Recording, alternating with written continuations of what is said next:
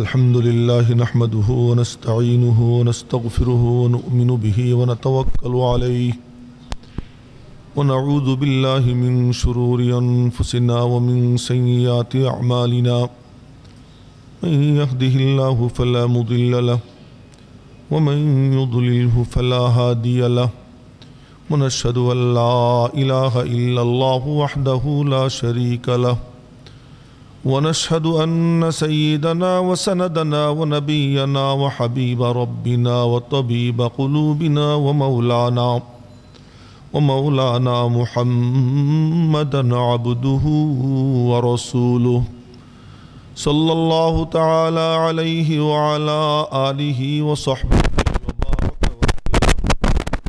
وبارك وسلم تسليما كثيرا كثيرا أما بعد فأعوذ بالله من الشيطان الرجيم بسم الله الرحمن الرحيم الحمد لله رب العالمين الرحمن الرحيم مالك يوم الدين إياك نعبد وإياك نستعين اهدنا الصراط المستقيم صراط الذين أنعمت عليهم غير المغضوب عليهم ولا الضالين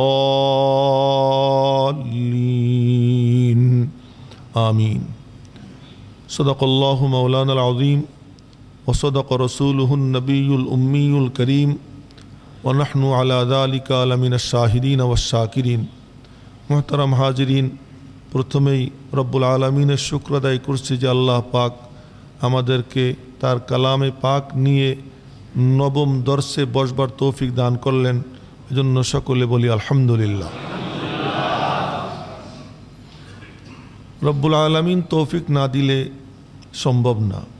আল্লাহ পাক আমাদেরকে সুস্থ রাখছেন, আসবার তৌফিক দিছেন, বসবার তৌফিক দিছেন, এসবই তার দান। সেজন্য আমি খুব খুশি, আপনারা খুশি কিনা জানি না, যে আমি একটানা নবম সপ্তাহে যে বসতে পারলাম, এর মধ্যে ব্যস্ততাও অনেক যাইতেছে, তার মাঝেও যে বসতে পারতেছি, তো আল্লাহ পাকের শুকর আদায় করে শেষ করা যাবে না। আমরা আজকে প্রথমেই একটা কথা মাথায় বসাই রাখব যে একই কাজ যখন এর সম্পর্ক বিভিন্ন দিকে হয় তার অর্থ বদলে যায়। যেমন দৃষ্টান্তস্বরূপ বললাম যে যা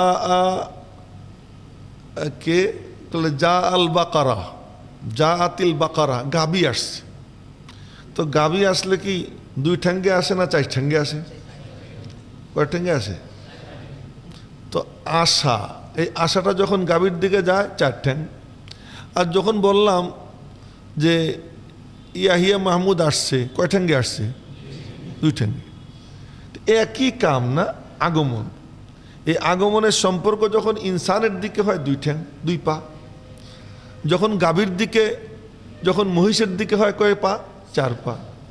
আচ্ছা, এটা যদি সাপের দিকে সম্পর্ক হয় তো কোরআনে কারিমে আল্লাহ পাক বলেন ফামিনহুম মাইয়ামশি আলা বাতনি, কিছু চলে কিসের উপরে? পেটের উপরে।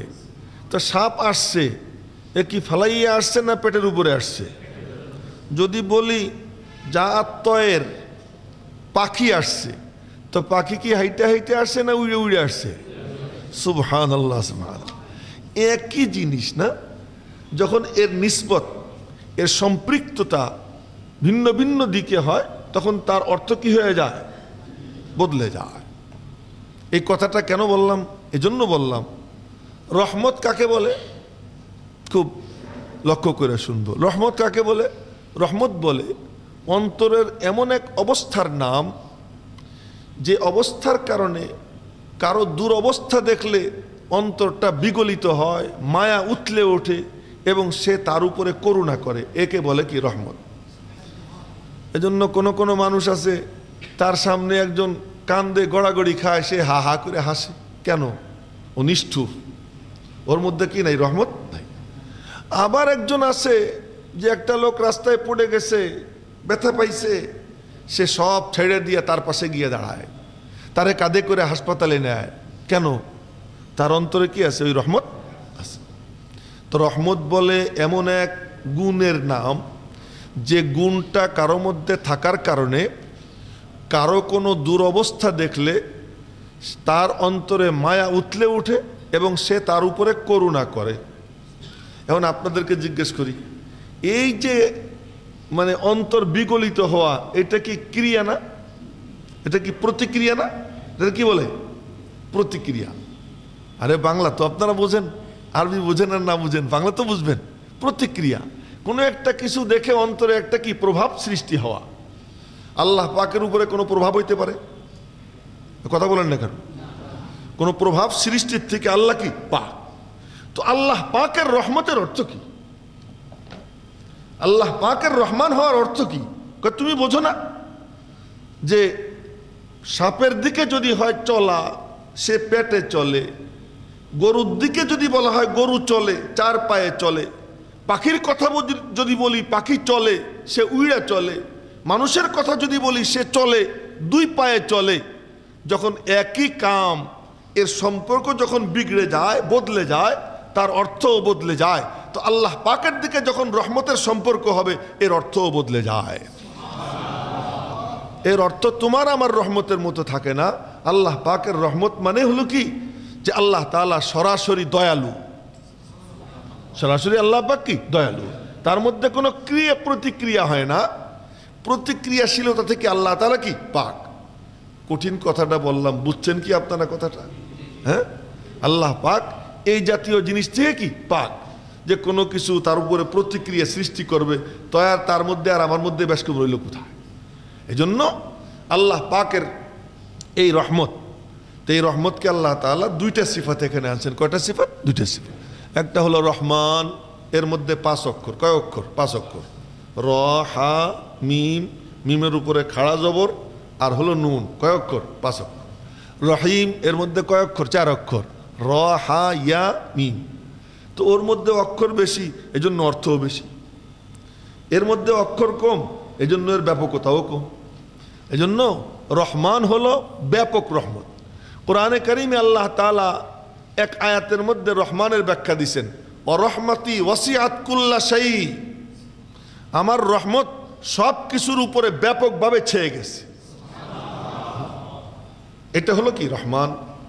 আর রহিম, এ ব্যাপারে আল্লাহ পাক বলেন, কাতাবা আলা নাফসিহির রাহমাহ আন্নাহু মান আমিলা মিনকুম সুআম বিজাহালা সুম্মা তাবা মিন বাদিহি ওয়া আসলাহ ফাআন্নাহু গফুরুর রহিম। আমি আল্লাহ আমার উপরে অবধারিত করে নিয়েছি, যে ব্যক্তি অন্যায় অপরাধ করে এরপর আমার কাছে তওবা করবে, ক্ষমা চাবে, আমি আল্লাহ তারে ক্ষমা করে জাহান্নাম থেকে মুক্তি দিয়ে জান্নাতে পৌঁছে দেব। এখানে হলো রহিমের, এটা হলো কি রহিম। তো রহমতি ওয়াসিআত কুল্লা শাই, এখানে হলো রহমানের ব্যাখ্যা হয়েছে। আর কাতাবা রব্বুকুম আলা নাফসিহির রাহমা, এখানে রহিমের কি হয়েছে? ব্যাখ্যা হয়েছে।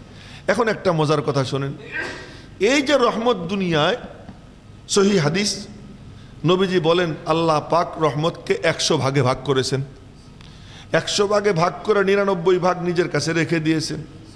1 ভাগ আব্বাজান আদম থেকে নিয়ে কিয়ামত পর্যন্ত যতজন এসেছে, যতজন আসবে, কুল মখলুকাতের মধ্যে 1 ভাগ আল্লাহ তাআলা ভাগ করে দিয়েছেন। এমনকি এই 1 ভাগের ভাগ পেয়েছেন রহমাতুল্লিল আলামিন মুহাম্মদুর রাসূলুল্লাহ সাল্লাল্লাহু আলাইহি ওয়াসাল্লাম। তিনিও 1 ভাগেরই কি ভাগ পেয়েছেন। তো ওই 1 ভাগ কত বড়, যে 1 ভাগ এত কোটি কোটি মখলুক, এই মখলুকের সর্দার, তার মাঝে ভাগ করা হয়েছে। ওই 1 ভাগও কিয়ামতের দিন আল্লাহ তাআলা নিজের কাছে নিয়ে নেবেন। সুবহানাল্লাহ বললে কি গুনাহ হইতো? ওই 1 ভাগও কিয়ামতের দিন আল্লাহ তাআলা কি নিজের কাছে নিয়ে নেবেন। পূর্ণ 100 ভাগ রহমত আল্লাহ পাকের কাছে কি কিয়ামতের দিন জমা হবে। আরশে আজিমের উপর লেখা, ইন্না রহমতি সাবাকাত গজবি, আমার রহমত আমার গজবের উপরে বিজয়ী হয়ে গেছে। রহমত আর গজবে যখন টকরাও হয়, সংঘাত হয়, তখন রহমত কি হয়? বিজয়ী হয়। ও ভাই, আমি একজনের উপর রাগ, আবার তার জন্য আমার অন্তরে মায়াও আছে। এই রাগ আর মায়া দুটোটা যদি থাকে, আর সে যদি এসে বলে হুজুর দেখেন কি আমার রাগ জিতবে না মায়া জিতবে? কোনটা জিতবে? মায়া জিতবে। রব্বুল আলামিনের কাছে রহমতের ভান্ডার, আবার গজবও আছে। এই গজব আর রহমত যখন গুতাগুতি হয়, সহি হাদিস একটা দুইটা না, ভুরি ভুরি হাদিস, তো রহমত জিতে যায়, গজব হেরে যায়। খুব প্রসিদ্ধ হাদিস, বুখারী শরীফ মুসলিম শরীফের হাদিস। এক লোক 99টা খুন করছে। কতটা খুন? 99টা খুন করছে। 99টা খুন করে এরপর ওই যুগের এক বড় আলেমের কাছে গেছে, গিয়ে বলতেছে বনি ইসরাইলের আলেম, হুজুর 99টা খুন করছি, ফাহাল্লি মিন তাওবা, আমার জন্য কি তওবার কোনো সুযোগ আছে? তো ও বলছে বেটা এক খুন করলে জাহান্নাম, 99টা খুন করে আবার তুই জান্নাত চাই, যা ভাগ। তো বলে যে হুজুর তইলে আর ইনকমপ্লিট রেখে কি দরকার, কমপ্লিট করে ফেলাই। তরবারি হাতে ছিল আর জিদও এসে গেছে, তো ওই হুজুর রে খুন কইরা 100 পুরাইছে। 100 পুরাইয়া কিন্তু মনের মধ্যে আগুন জ্বলতেছে, আমার জন্য কি তওবার দরওয়াজা খোলা না হবে নাকি তওবার সুযোগ? তো ওই যুগের এক হক্কানি আলেমের কাছে গেছে। তো হক্কানি বুজুর্গ বলছেন, হ্যাঁ তোমার জন্য তওবার দরওয়াজা খোলা, তবে এখানে না, তুমি বাইতুল মুকাদ্দাসে চলে যাও। তো বাইতুল মুকাদ্দাস তখনকার কেবলা, বাইতুল মুকাদ্দাসে চলে যাও, ওখানে বড় বড় বুজুর্গরা আছে, তাদের সান্নিধ্যে গিয়ে অবস্থান করো আর তওবা করো, আল্লাহ তোমারে কবুল করবে। তো এই কথা শুই না ব্যাগ কান্দে নিয়ে, সহি হাদিস বুখারী শরীফের হাদিস শুনাইতেছে, কোনো গল্প স্বল্প না। ব্যাগ কাঁধে নিয়ে রওনা হয়েছে, মনে মনে বলতেছে যে আল্লাহ আমি আর গুনাহ করব না, এই যে আমি তওবার এরাদা নিয়ে চললাম, তোমার কাছে আসতেছি, আল্লাহ তুমি আমারে মাফ করে দাও। এই বলতে বলতে ঠিক রাস্তার মাঝখানে তখনও যায় নাই, আর 1-1.5 হাত গেলে মাঝখানে যাওয়া হবে, বা আধা হাত গেলে মাঝখানে যাওয়া হবে, ঠিক এমন জায়গায় যাওয়ার পরে মৌত এসে গেছে। মালাকুল মৌত আসছে, জমিনে ধড়াম করে পড়ে গেছে। পড়তে সময় দুই কোনই জমিনে ঠেকাইয়া এরকম করে একটু সামনে বাড়ছে, মনে মনে বলতেছে যে আল্লাহ তুমি দেখো আমি যদ্দূর পারতেছি তোমার দিকে আগাইতেছি, বাকিটা তোমার হাওলা করে দিলাম। একটু মানে 2 হাত দিয়ে বুক ডাউন দিয়া একটু সামনে বাড়ছে, ইন্তেকাল হয়ে গেছে। গজবের ফেরেশতারা, জাহান্নামের ফেরেশতারা দল বাইন্দে আসছে, যে এই কম বক্ত 100টা খুন করছে, ওরে আমরা নিয়ে যাব। রহমতের ফেরেশতারা আসছে, তওবার নিয়েতে বাইতুল মুকাদ্দাসে রওনা হয়েছে, ওরে আমরা নিব। লাগছে গন্ডগোল, 2 দলের মধ্যে গন্ডগোল। আল্লাহ পাক রব্বুল আলামিন হযরত মিকাইল আলাইহিস সালাম ওনাকে পাঠাইলেন, যাও গিয়ে সমাধান করে দাও। কেমনে সমাধান করবো? জমিন মাপ দিবা, মাপ দিয়ে দেখবা যদি বাড়ির থেকে বাইতুল মুকাদ্দাসের দিকে বেশি পথ অতিক্রম করে থাকে তাহলে জান্নাতে যাবে, আর যদি পথ কম হয়ে থাকে তাহলে জাহান্নামে যাবে। রাস্তা হলো কথার কথা 100 মাইল, 49.90 মাইল পার হয়েছে, আর 50.10% বাকি আছে। এখন কি রাস্তা বেশি অতিক্রম করছে না কম অতিক্রম করছে? মোবাইলটা নিয়ন্ত্রণ করে ফেলেন না, রাস্তা কম অতিক্রম করছে। তো এখন যদি মাপে তাহলে কি জান্নাতে যাবে না জাহান্নামে যাবে? এখন মাপ শুরু করছে, ফিতা ধরছে, সহি হাদিস, ফিতা ধরছে। ফিতা ধরে যখন মাপা শুরু করছে, আল্লাহ পাক জমিনকে ডাক দিয়েছেন, জমিন জি মালিক, তুই লম্বা হয়ে যা। এই বাড়ির থেকে যে বাইতুল মুকাদ্দাসের দিকের যে জমি, ওরে বলছেন তুই লম্বা হয়ে যা। আর ওই পাশের জমিনকে বলছেন, যেটা বাইতুল মুকাদ্দাসের পর্যন্ত, এর পরে ওরে বলছেন তুই চাইপে যা, খাটো হয়ে যা। ও গেছে খাটো হইয়া, এ গেছে লম্বা হইয়া। এখন মাইপে দেখে 51 মাইল পার হয়ে গেছে, 49 মাইল বাকি আছে।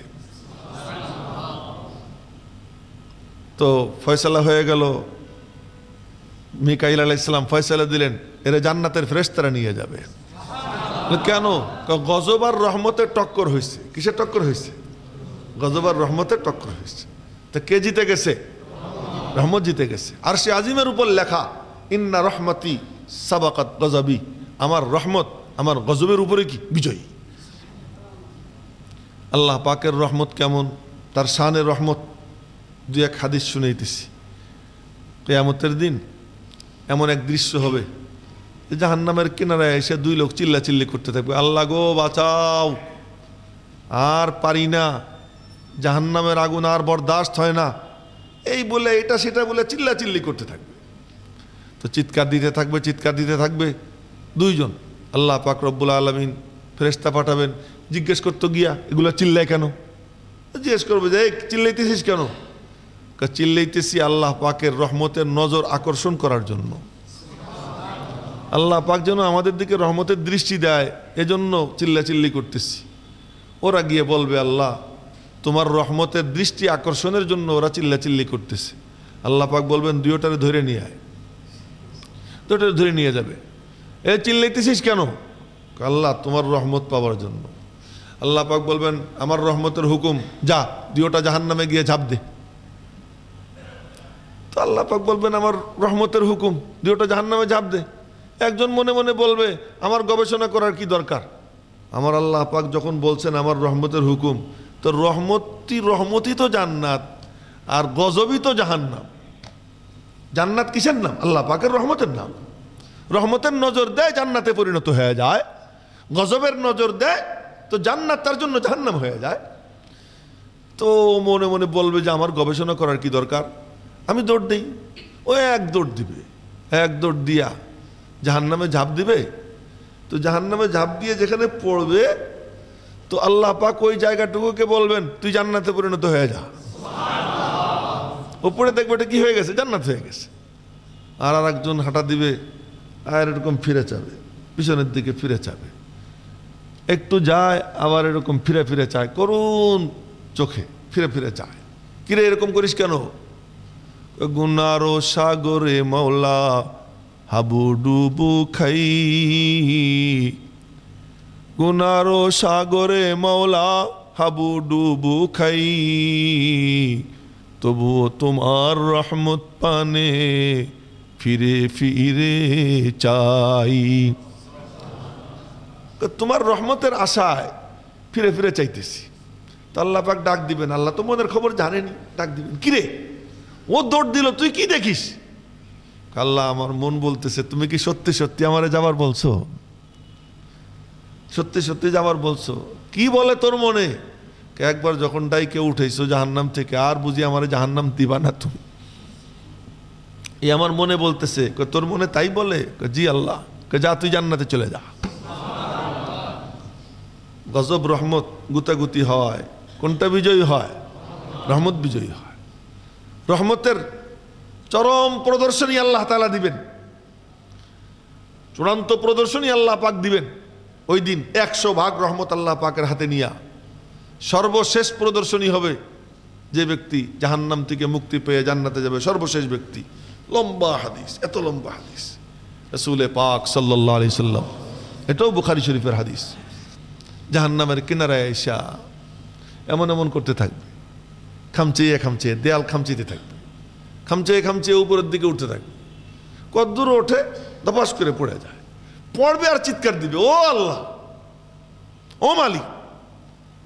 তো চিৎকার দিবে একবার, দুইবার, তিনবার, কতবার চিৎকার দিবে। উঠতে যাবে আর আছাড় খাবে, উঠতে যাবে আর পড়ে যাবে। চিল্লা চিল্লিতে সারা ময়দান প্রকম্পিত হইতে থাকবে। রব্বুল আলামিন ফেরেশতা পাঠাবেন, এইটা চিল্লায় কেন জিজ্ঞেস কর। জিজ্ঞেস করবে চিল্লেস কেন?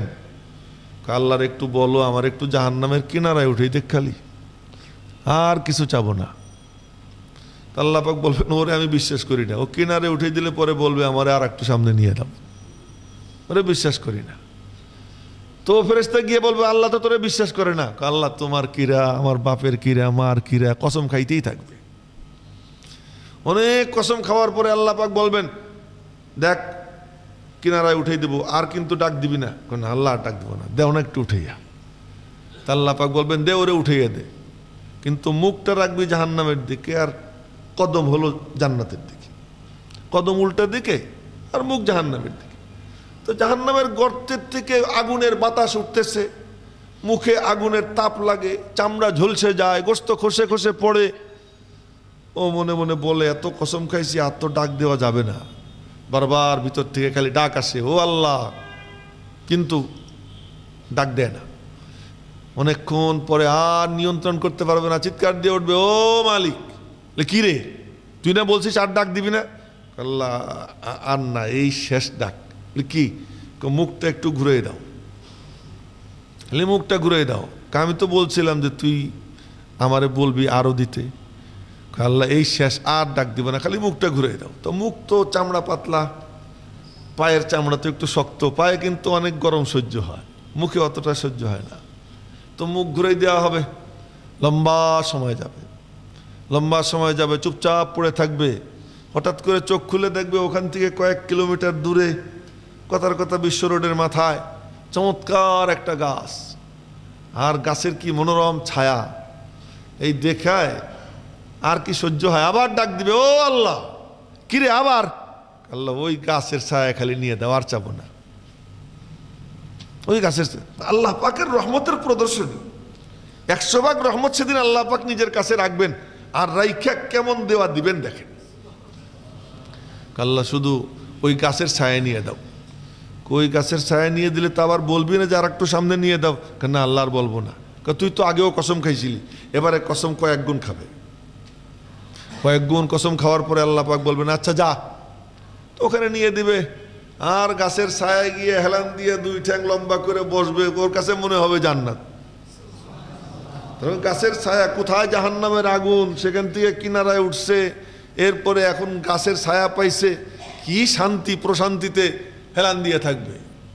হঠাৎ চোখ খুলবে, চোখ খুলে দেখবি আরে এ তো এয়ারপোর্টের মোড়ে তো দেখা যায় গোল চক্করের ওখানে, এর থেকে আর একটা সুন্দর গাছ, আরো মনোরম তার ছায়া, কি চমৎকার পরিবেশ। ওই দেখতে দেখতে দেখতে দেখতে এক পর্যায়ে আবার ডাক দিবে, মনে মনে বলবে গাছ আমারে আল্লাহ দেখাইলো কেন, মনে হয় চাইলে পাইতেও পারি। আবার ডাক দিবে, ও আল্লাহ। কিরে আল্লাহ একটু ওই গাছটা দেও না। তুই না বলছিস আর চাবি না? আল্লাহ বলছিলাম তো, কিন্তু এই শেষ, আল্লাহ জান্নাত তো আর চাইতেছি না, কাল একটু গাছের ছায়াটা দেও না, আর চাবো না। আবার কসম খাবে, আল্লাহ পাক বলবেন যা, আর চাবি না। কিন্তু ওই গাছের কাছে যখন যাবে, ওখান থেকে জান্নাতের গেট দেখতে আরম্ভ করে দিবে।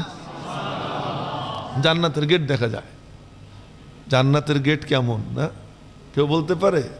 মালা আইনুন রাত ওয়ালা উযুনুন সামিআত ওয়ালা খাতারা আলা কলবি বাশার, যা কোনো চোখ কোনোদিনও দেখেনি, যা কোনো কান কোনোদিনও শুনেনি, যা কোনো অন্তর কোনোদিনও কল্পনা করতে পারেনি, এমন এক দৃশ্য তার চোখের সামনে ভাসবে। ওই যে জান্নাতের গেট দেখা যায়, ওই দিকে তাকায় আর চোখ বন্ধ করে। অনেক কসম খাইছি, মালিকের সাথে কত গাদ্দারি করলাম, কত ওয়াদা ভঙ্গ করলাম, আর ডাক দিব না। কিন্তু কে যেন চোখ খুলে দেয়, আর জান্নাতের গেট চোখে পড়ে যায়। ভিতর থেকে বারবার খালি আসে আল্লাহ, কিন্তু আটকাইয়া রাখে, ডাকে না ডাকে না। এক পর্যায়ে আর সহ্য করতে না পেরে চিৎকার দিয়ে ওঠে, ও মালিক। কি কি আবার কি জন্য ডাক দিলি? আল্লাহ মাফ করে দাও, জান্নাত চাই না। কি চাও?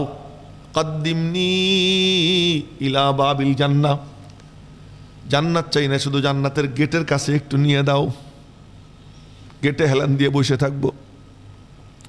রব্বুল আলামিন বলবেন তোরে আমি বিশ্বাস করি না, তুই ওখানে গেলে বলবি জান্নাতটাই দিয়ে দাও।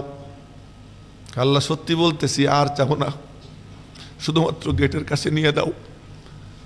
রব্বুল আলামিন বলবেন অনেক কসম খাওয়ার পরে, যা ওখানে গিয়ে বয়, আর কিন্তু ডাক দিস না। না আল্লাহ আর ডাক দিব না, যা। তা যা, যাবে তো গেটের কাছে গিয়ে বসবে। তো কাছাকাছি বসার পরে ভিতর থেকে কি কি যেন আওয়াজ আসে, সুরলহরি ভাইসা আসে। জান্নাতে কিন্তু গান বাজনা হবে না, গান বাজনা হবে, জান্নাতে গান হবে। আর কি সুর, সুবহানাল্লাহ, কি সুর। তো ওই সুর লহরি কানে ভাইসে আসবে। কিছু কিছু শব্দ হাদিসে পাকে নবীজি পড়ে পড়ে শুনেছেন। জান্নাতের গানের বাক্য কি হবে, সেই বাক্যগুলো কয়েকটা হাদিসে আছে, আমি তো গাইতে পারবো না, বাক্য শুনাইতে পারি। সেই বাক্য কি বলবে?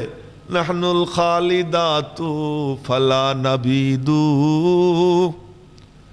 নাহনুল খালিদাতু ফালা নাবিদু ওয়া নাহনুন নাইমাতু ফালা নাবআসু ওয়া নাহনুর রাদিয়াতু ফালা নাসখাতু তুবা লিমান কানা লানা ওয়া কুন্না লাহু।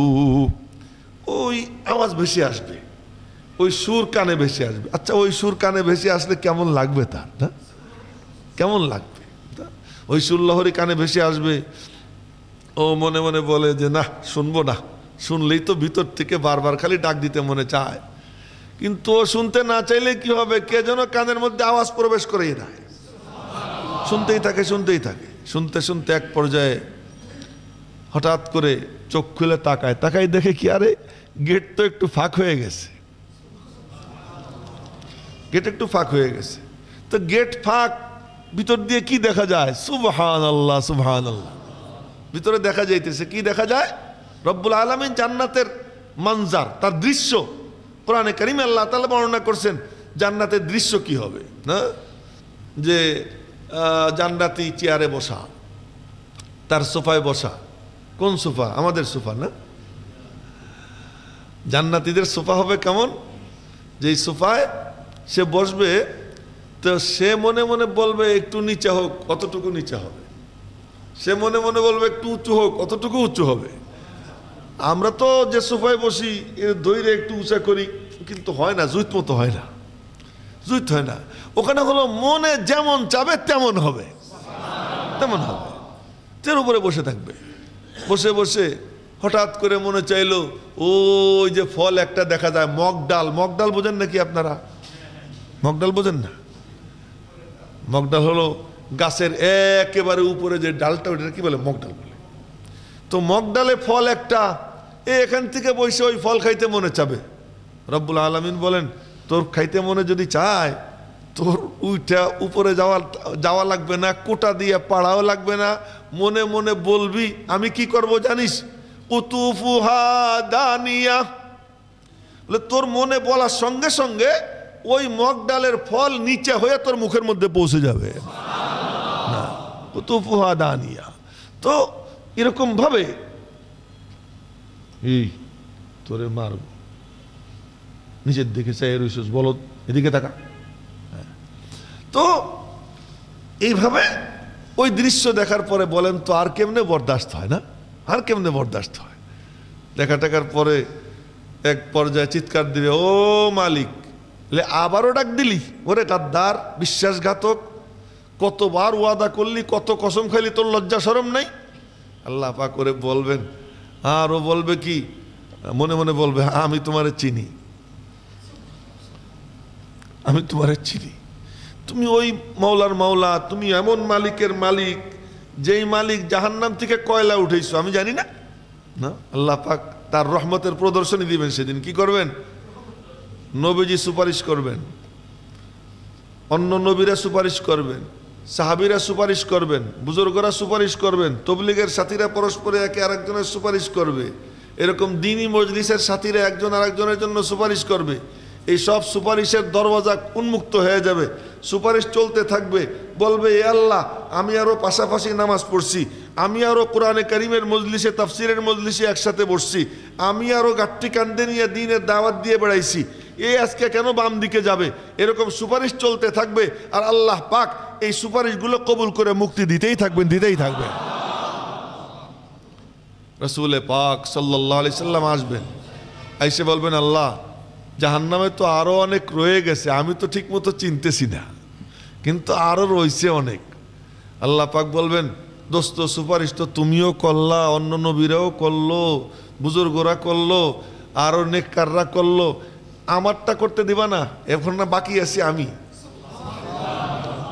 সহিহ হাদিস শুনাইতেছি, শাফাআতা ওয়া শাফাআন নাবিয়্যুন ওয়া শাফাআল মুরসালুন ওয়া শাফাআ ফুলানুন ওয়া ফুলান ওয়া লাম ইয়াবকা ইল্লা আরহামুর রাহিমিন।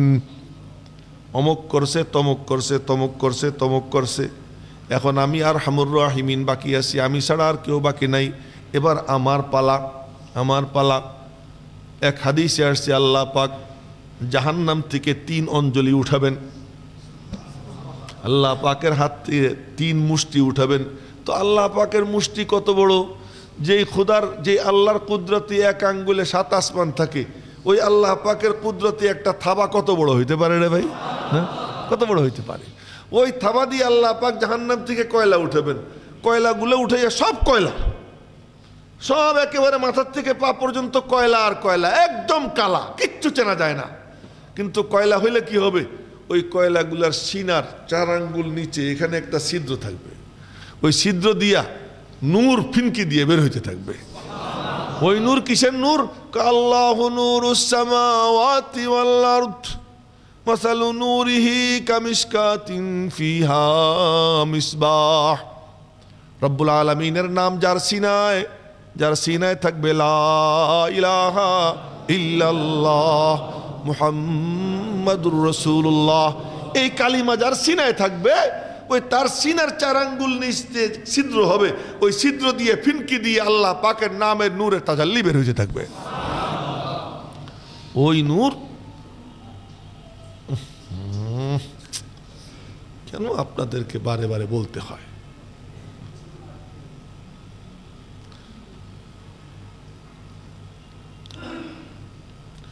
তো আল্লাহ পাক রব্বুল আলামিন ওই সবগুলোরে জান্নাতের কিনারে একটা নদী থাকবে, সুবহানাল্লাহ, এক নদী থাকবে। ওই নদীর নাম হলো নাহরুল হায়াত, জীবন নদী। জীবন নদী ওটার নাম। ওখানে পড়বে, ফেলানো হবে, আর সেকেন্ডের মধ্যে, কয়েক সেকেন্ডের মধ্যে একেবারে তরতাজা মাথার থেকে পা পর্যন্ত সুন্দর সুন্দরী যুবক যুবতী হবে। প্রত্যেকের বয়স 33 হবে। 33 বছর বয়সের যুবক যুবতী হইয়া এক একজন ওখান থেকে উঠবে। কিন্তু এইখানে একটা দাগ থাকবে, গর্দানে একটা দাগ থাকবে। দাগি আসামি আছে না? দাগি আসামি, এগুলো তো দাগি আসে না, গর্দানে দাগ থাকবে। এই দাগ সহ এগুলোকে আল্লাহ পাক জান্নাত দিবেন। তো জান্নাতে যাওয়ার পরে অন্যান্য জান্নাতীরা বলবে, দোস্ত নামাজ তো পড়া লাগলো না। ওদেরকে চিনবে তো, ওদেরকে চিনবে। এক সখী আর এক সখীরে বলবে, আরে সখী কত বলছি তুই ঠিক হ, কিন্তু তুই ঠিক হইলি না, দেখ কি জ্বলাটা জ্বললি।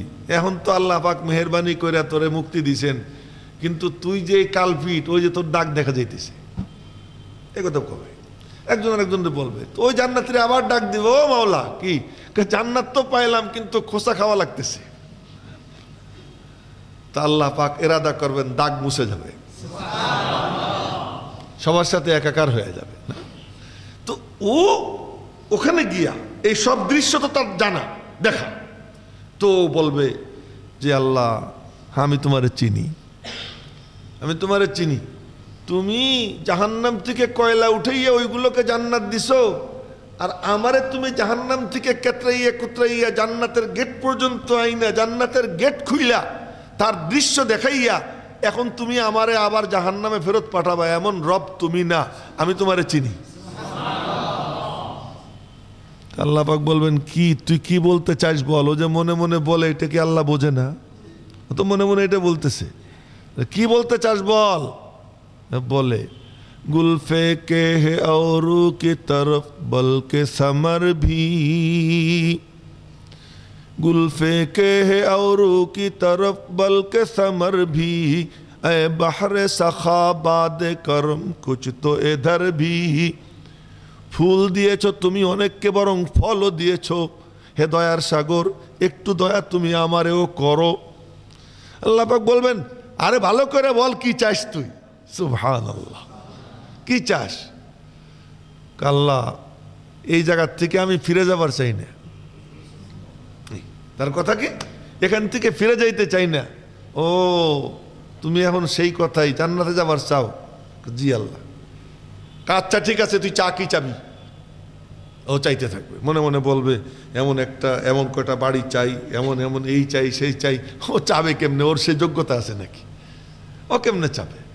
তা আল্লাহ পাক, সহিহ বুখারী শরীফের হাদিস, আল্লাহ পাক ওর দিলের মধ্যে ঢেলে দেবেন, কিরে কিচেন রুমের কথা তো বললি না, ডাইনিং স্পেসের কথা তো বলিস নি, এরপরে সুইমিং পুলের কথা তুই ভুলে গেলি কেন?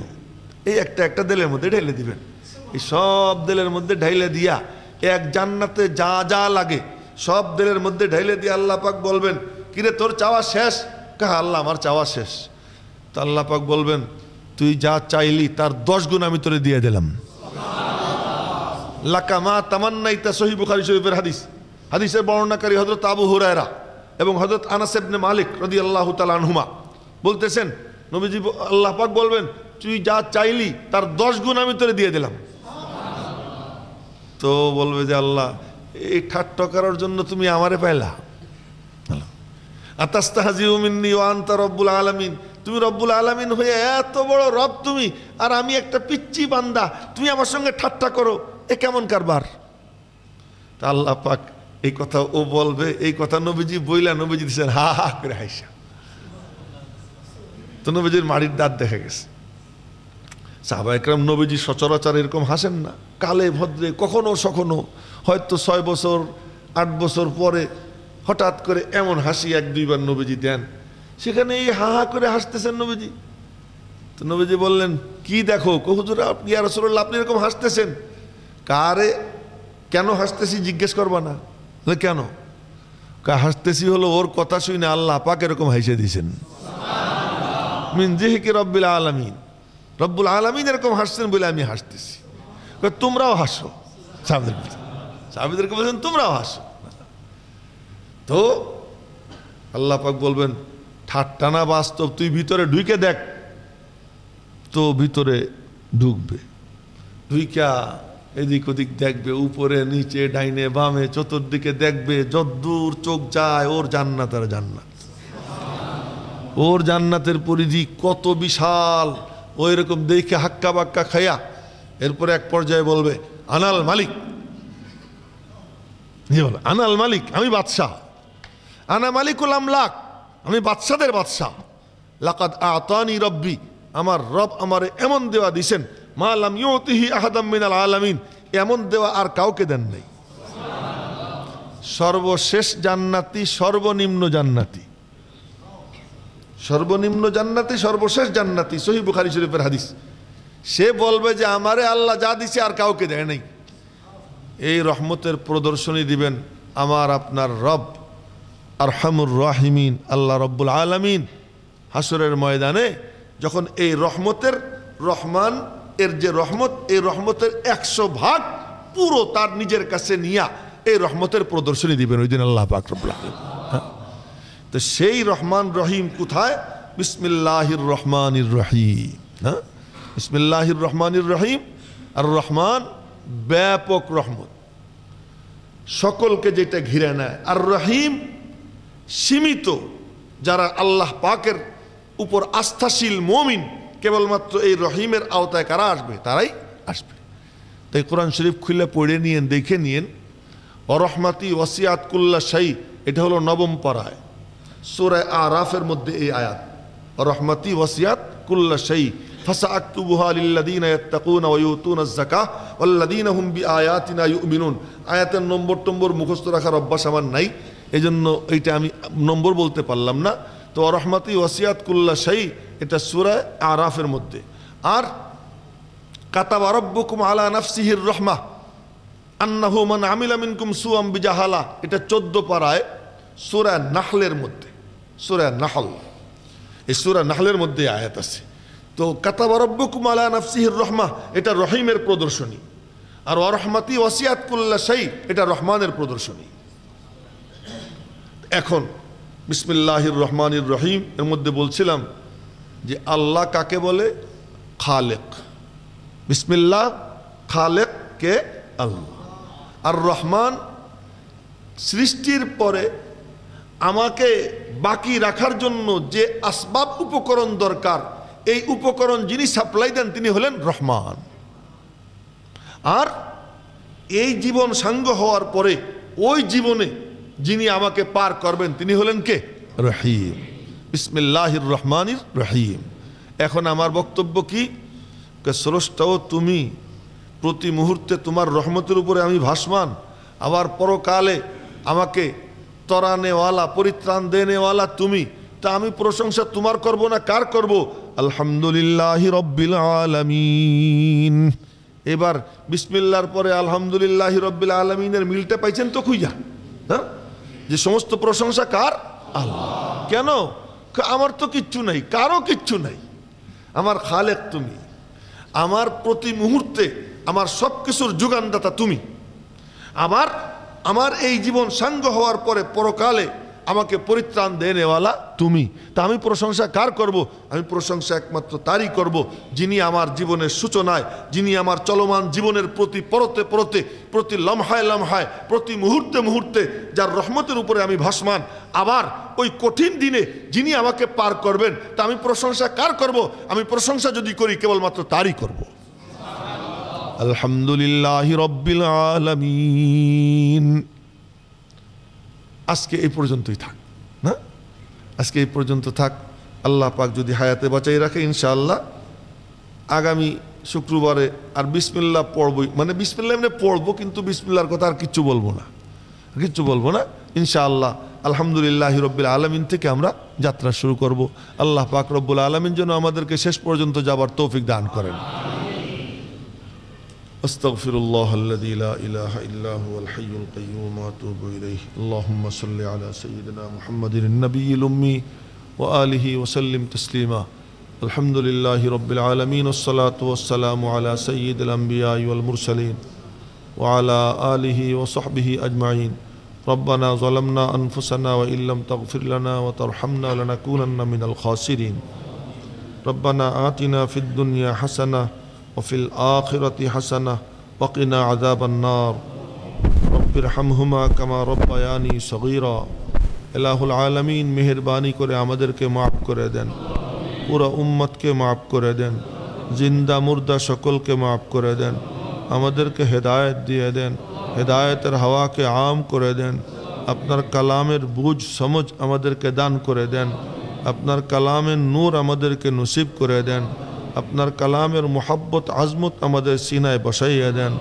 মালিক মেহেরবানি করে আপনি আমাদের উপর রাজি খুশি হয়ে যান, আপনার মর্জি মোতাবেক জীবন যাপন করবার তৌফিক দান করুন। ঈমানের সাথে আমাদের মৌত নসিব করে দিয়েন। হযরত রাসূল মকবুল সাল্লাল্লাহু আলাইহি ওয়াসাল্লামের তুফাইলে আমাদের দোয়া কবুল করে নেন। ওয়া সাল্লাল্লাহু আলান নবিয়্যিল কারীম। سبحان ربك رب العزة عما يصفون وسلام على المرسلين والحمد لله رب العالمين।